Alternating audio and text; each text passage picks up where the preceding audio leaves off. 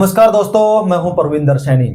दोस्तों, अगर हम बात करें किसानों की, तो किसानों के मुद्दे पर हमेशा ही राजनीति होती रही है। किसान लगातार अपनी मांगों को लेकर अड़िग रहे हैं। तमाम समय पर जो भी सरकारें आई हैं वो इस बात को कहती रही है कि हम सरकार जो है, हम किसानों के हित की सरकार है। लेकिन विपक्ष हमेशा से ही इस बात को मुद्दा बनाता रहा है कि सरकारें जो हैं वो किसानों के लिए कुछ नहीं करती हैं। एक बार फिर से किसान जो हैं दिल्ली जाने की जिद पर अड़े हुए हैं। 6 दिसंबर की तारीख तय की है कि 6 दिसंबर को वो दिल्ली कूच करेंगे, लेकिन सरकार प्रशासन उन्हें रोकने की भरपूर कोशिश कर रहा है। तो क्या है किसानों की मांगे और किस तरीके से किसानों को क्या टारगेट किया जा रहा है? क्या वाकई में किसानों के साथ ज्यादती हो रही है या फिर किसान जो हैं वो राजनीति कर रहे हैं? इन तमाम विषयों पर चर्चा करने के लिए हमारे साथ राजनीतिक मामलों के जानकार वीरेंद्र राठी हमारे साथ मौजूद है। राठी साहब, आपका कार्यक्रम में स्वागत है। आपका बहुत बहुत धन्यवाद। सभी दर्शकों को मेरी तरफ से नमस्कार। डॉक्टर साहब, एक बार फिर से जो पंजाब का किसान है वो कह रहा है कि हम दिल्ली जाएंगे, कि हमें दिल्ली जाना है, हमारी मांगे पूरी नहीं हुई हैं। क्या कहेंगे आप? देखिए, जिस प्रकार से पीछे जो किसान आंदोलन चला था, बड़ा लंबा आंदोलन था और बड़ा अनुशासित टाइप का वो आंदोलन था, और कहीं न कहीं उस आंदोलन के आगे भारत सरकार झुकी और उन तीनों कृषि कानूनों को वापस लेना पड़ा। लेकिन जिस प्रकार की बातें आज दोबारा निकल करके आ रही हैं एमएसपी की, जहाँ तक एमएसपी की बात है कि हरियाणा प्रदेश की जो सरकार है ये तो बड़े लंबे चौड़े दावे कर रही है कि हमने इतने फसलों के ऊपर एमएसपी दे दिया है, लेकिन पंजाब का जो किसान है उसका नेतृत्व भी पीछे किसान आंदोलन का पंजाब से शुरुआत हुई थी और अब की बार भी पंजाब से शुरुआत हुई है। लेकिन हरियाणा प्रदेश के बहुत से संगठन ऐसे थे उस समय के जो किसान आंदोलन के साथ, किसान संगठनों के साथ कंधे से कंधा मिला करके चले हुए थे। चाहे उनमें गुरु नाम सिंह चढ़ोनी थे, चाहे एक दो संगठन और थे, और कहीं न कहीं फिर राकेश टिकैत बहुत बड़े नायक के रूप में वहां उभरे थे। हालांकि उनका योगदान इतना ज्यादा नहीं था जितना पंजाब और हरियाणा के किसानों का योगदान था। आज कुछ संगठन हरियाणा के अपना हाथ पीछे खींच रहे हैं, जिसमें संयुक्त किसान मोर्चा है, ऑल इंडिया किसान सभा है, और इसमें मजदूर भारतीय किसान मजदूर यूनियन है। तो ये कई नाम है जिन्होंने साफ तौर से मना कर दिया है। तो ऐसे बहुत से संगठन हैं जिन्होंने कहा कि हम इनका साथ नहीं देंगे। गुरु नाम सिंह चढ़ोनी ने मना कर दिया है। कुछ समय पहले तक जो पीछे का चुनाव लोकसभा का हुआ या हरियाणा का हुआ, तो एक आम धारणा सी बन गई कि कोई भी आंदोलन चले तो उसमें हरियाणा की भागीदारी, और हरियाणा की भागीदारी किसान आंदोलन पे भी सक्रियता में रही और पहलवान आंदोलन में भी सक्रियता से रही। लेकिन इन दोनों आंदोलनों के ऊपर कहीं न कहीं ठप्पा लगा कांग्रेस पार्टी का कि वे कांग्रेस पार्टी इनको मोटिवेट कर रही है, और इन चीजों को कहीं न कहीं बल मिला भी। जैसे गुरनाम सिंह चढ़ोनी जी का बयान चुनाव के तुरंत बाद आया कि हमने तो हरियाणा के अंदर माहौल पैदा कर दिया था और कांग्रेस उस माहौल को कैच नहीं कर पाई भाई। उसी प्रकार से कहीं जैसे बजरंग पूनिया ने एजिटेशन छेड़ा तो तब भी बीजेपी वाले या अनेक राजनीतिक लोग कहते हैं कि सारा सियासी ड्रामा है। वो भी प्रमाणित हो गया कि सियासी ड्रामा था, कि जिस प्रकार से उन्होंने हरियाणा का चुनाव आते ही कांग्रेस पार्टी की सदस्यता ग्रहण की और टिकट का दावा पेश भी किया और पार्टी में उन्होंने पद भी लिया और पद लिया भी, ग्रहण भी किया।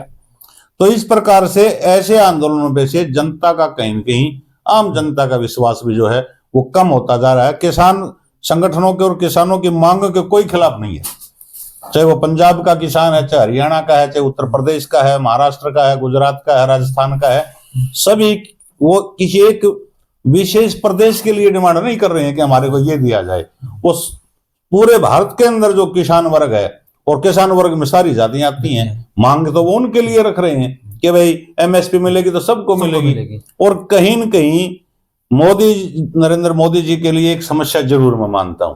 पिछला जब किसान आंदोलन चला तो उन्हीं की पार्टी के, उन्हीं के साथी रहे सत्यपाल मलिक जी, जो गवर्नर के पद पर थे, वो खुल करके किसानों के हक में बोलते थे। और आज जो वर्तमान भारत के उपराष्ट्रपति जगदीप धनखड़ जी हैं, उन्होंने जिस प्रकार से कृषि मंत्री शिवराज सिंह चौहान की मौजूदगी के अंदर जो अपने शब्द कहे, वो भी मैं मानता हूं कि बड़े सराहनीय शब्द थे। उन्होंने कहा कि हम चाहते हैं कि भारत विकसित राष्ट्र बने, और स्पष्ट शब्दों में जगदीप धनखड़ जी ने एक बात कही कि विकसित भारत का सपना जो है वो किसानों से होकर के गुजरता है, खेती बाड़ी से होकर के गुजरता है। कि आप ये मत मानो जो चंद आदमी सड़कों पर निकले हैं केवल यही किसान है। किसान का बेटा सीमा पर तैनात जवान के रूप में भी है, और किसान इस देश की रीढ़ की हड्डी है।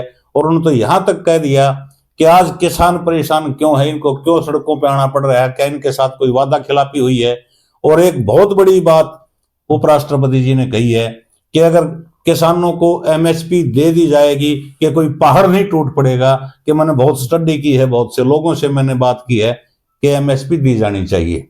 तो इस प्रकार का जब सरकारी सिस्टम के अंदर जो आदमी बैठे हैं, ऐसे ओहदों पर जो बैठे हैं, जब वो भी किसानों का इस चीज के ऊपर समर्थन के रूप में अपनी राय रखते हैं, तो कहीं न कहीं मैं अब की बार मानता हूं कि किसान समस्या, किसान आंदोलन की जो मांगे हैं, इन समस्याओं का हल बातचीत के जरिए जरूर निकलेगा और वो किसानों के हित का फैसला होगा। डॉक्टर साहब, एक दूसरी बात ये भी है कि पिछला आंदोलन देखा वो भी पंजाब से शुरू हुआ, ये आंदोलन भी पंजाब से शुरू हो रहा है, और केजरीवाल हमेशा ये कहते हैं कि मैं तो भाई किसानों का, जनता का हितैषी प्रेमी रहा हूं। तो क्या आम आदमी पार्टी जो दावा करती है उनके दावे खोखले हैं? किसी एक बड़े कवि ने एक बार कहा था कि सरहदों पर तनाव है क्या, देश में कहीं चुनाव है क्या।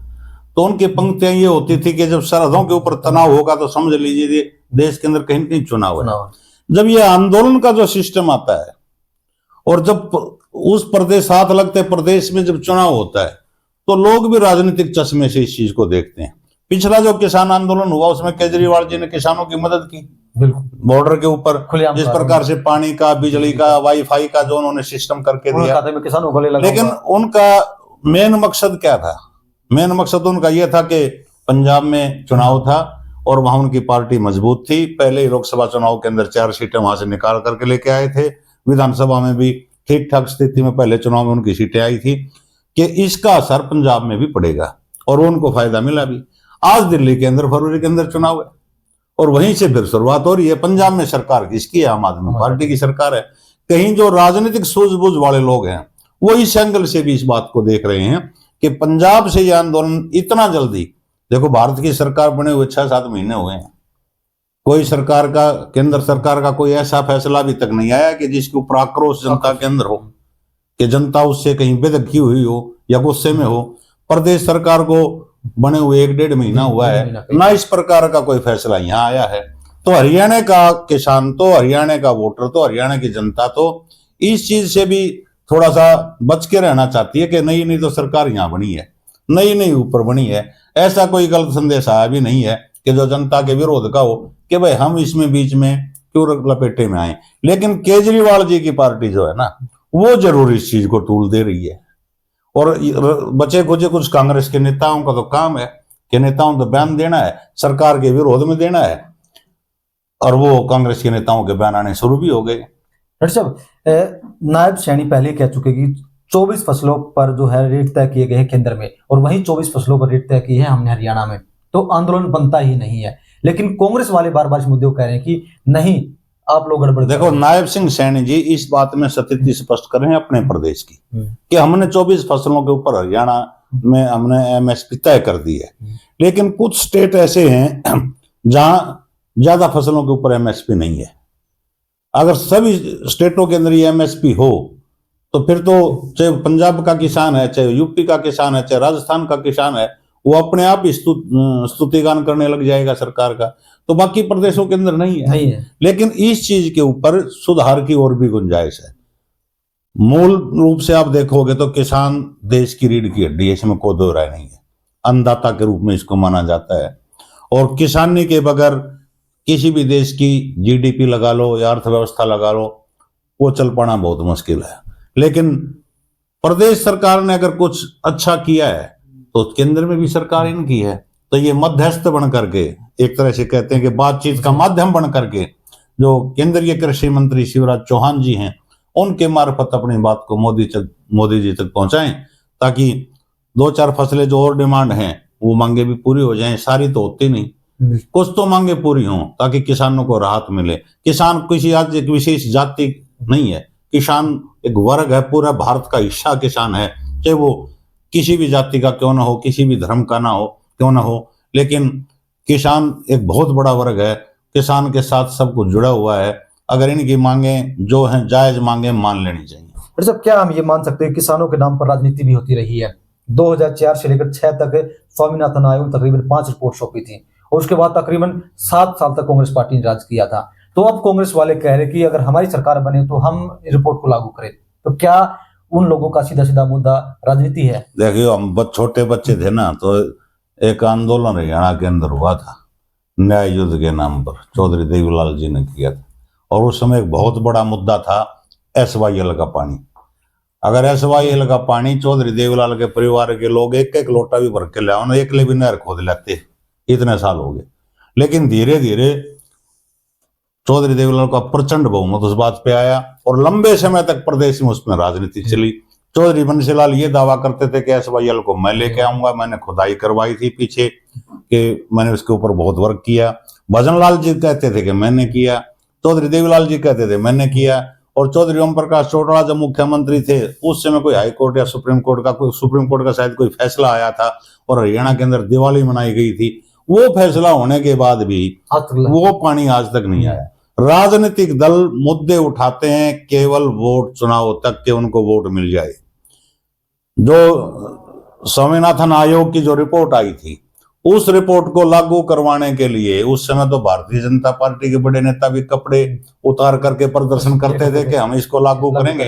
वो भी 10 साल सत्ता में रह गए और तीसरी बार सत्ता में केंद्र में है। वो नेताओं से आज प्रश्न करोगे तो इस प्रश्न को टाल जाते हैं और आज इसको कांग्रेस वाले कहने लगे। हालांकि कांग्रेस पहले सत्ता में रही, उन्होंने उस तब क्यों नहीं लागू की। लेकिन राजनीतिक लोगों से तो निश्चित रूप से जनता का भरोसा उठा हुआ है। इस प्रकार के जो बड़े मुद्दे हैं ना, केवल वोट बैंक के रूप में हर पार्टी जो है ना समय अनुसार जनता का उपयोग में उसको लाती रही है। लेकिन अगर सिंसियरिटी से इस प्रकार की भावना होती तो ये मुद्दे पेंडिंग ही ना रहते हैं। तो डॉक्टर साहब, क्या हम ये मानकर चल सकते हैं कि आज जो आंदोलन हो रहा है, पंजाब से आंदोलन की शुरुआत चल रही है और दिल्ली जाने के लोग जिद पर अड़े हुए हैं, तो क्या ये पूरी तरीके से दिल्ली के चुनाव को लेकर है ये आंदोलन? अगर इसमें कोई राजनीतिक भूमिका की जैसे चर्चा पीछे हुई कि पंजाब में आम आदमी पार्टी की सरकार हर दिल्ली के अंदर चुनाव होना है विधानसभा का, अगर राजनीतिक भूमिका है तो सबसे ज्यादा भूमिका तो फिर वो आम आदमी पार्टी की क्लियर होगी। कांग्रेस का तो आज ना तो पंजाब में कोई ज्यादा महत्व है ना दिल्ली के अंदर है, क्यों पिछले 2-3 चुनाव से शून्य पे कांग्रेस है, 2 चुनाव से विधानसभा के अंदर और लोकसभा के अंदर भी। हाँ, हरियाणा में एक विकल्प के रूप में कांग्रेस जरूर है। तीसरा चुनाव यहाँ लगातार आ रही है, सत्ता के चौखट से बहुत ज्यादा दूर है। यहाँ कुछ कांग्रेस के में दम हम मान सकते हैं, पंजाब की बजाय और दिल्ली की बजाय यहाँ उसके पास ज्यादा ताकत है। लेकिन जो जो ये मुद्दा दिल्ली का चुनाव आएगा उसके बाद ये मुद्दा कितना चलेगा आप स्वयं देख लेना, किस कुछ जिक्र ही नहीं रहेगा। जो जो फिर आगे का चुनाव को नजदीक आएगा, चाहे वो लोकसभा का हो या किसी प्रदेश की विधानसभा का आसपास आएगा, फिर ये मुद्दे उठने शुरू हो जाते हैं। तो राजनीतिक लोगों को थोड़ा सा ये सोच समझ करके कदम उठाने पड़ेंगे। और जिस प्रकार से विपक्ष जो सरकार के खिलाफ पार्टियां हैं वो तो भाई ऐसे आंदोलनों में जो आंदोलनकारी हैं उनका समर्थन करते ही हैं। तो चलिए दोस्तों, कहीं ना कहीं ये बात भी साफ है कि आंदोलन जो है वो कुछ किसान अपने मन से भी करते हैं कि उनको जो नुकसान हो रहा है उसकी भरपाई हो, लेकिन राजनीतिक लोग जो है राजनीतिक फायदा लेने के लिए भी आंदोलन करवाते हैं। जैसे चढ़ूनी का बयान भी आया था कि मैंने कांग्रेस के लिए माहौल बनाया था, तो वैसे में अब जो है हरियाणा के किसान संगठन या हरियाणा की जो खाप पंचायतें हैं उन्होंने इस आंदोलन से जरूर दूरी बना ली है। दिल्ली से चुनाव से भी इस आंदोलन को लेकर जोड़ा जा रहा है। इन तमाम विषयों पर चर्चा करने के लिए डॉक्टर साहब आपका बहुत बहुत धन्यवाद। बहुत बहुत शुक्रिया।